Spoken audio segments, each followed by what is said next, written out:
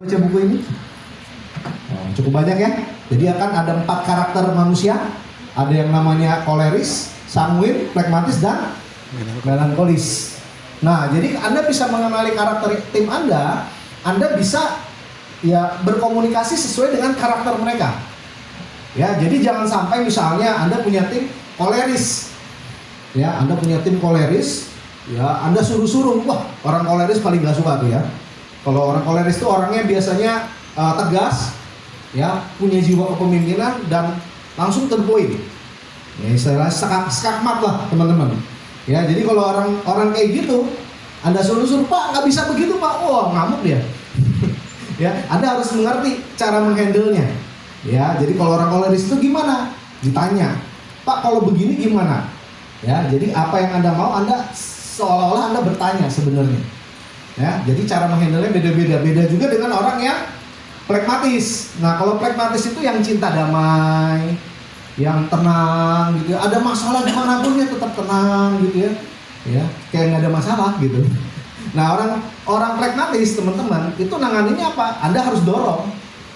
Ya nggak bisa, ayo gitu ya. Nah, seret aja pokoknya dia ya. Nah, itu orang pragmatis. Jadi beda-beda karakter, beda-beda penanganan. Ya, dan biasanya teman-teman ya, suami istri itu karakternya beda-beda. Biasanya kalau suaminya koleris, istrinya pragmatis. Ya, kalau istrinya sanguin, suaminya melankolis. Kalau sanguin itu yang heboh. Ya, pokoknya di pesta dia paling heboh, pakaiannya paling ngejreng, itu orang sanguin. Ya, kalau orang melankolis itu orangnya paling rapi ya, dari ujung rambut sampai ujung kaki tertata gitu ya. Kalau Anda masuk ke kamarnya tuh buku-bukunya tuh dilabelin satu-satu. Nah, itu orang melankolis. Kalau orang sanguin bajunya di mana-mana. Nah, itu bedanya ya. Jadi teman-teman kita perlu belajar ya. Nanti Anda cari buku ini ya, ataupun Anda bisa dengar di CLP juga ada ya mengenai personality plus. Ya, bagus baca buku ya. Dan yang berikutnya adalah mengenai 5 bahasa kasih. Nah, ini juga kita perlu tahu ya bahasa kasih. Orang-orang di sekeliling kita itu apa? Ada orang yang sukanya disentuh, ya bahasa kasihnya itu disentuh. Nah ada orang yang bahasa kasihnya suka dilayani, ya ada juga yang suka didengerin, ya dia butuh waktu yang berkualitas biasanya, ya dan ada yang suka dikasih hadiah, sama ada yang suka dipuji. Nah ini 5 bahasa kasih. Nah ini gimana cara taunya? Biasanya Anda lihat aja, kalau dia sering misalnya contoh,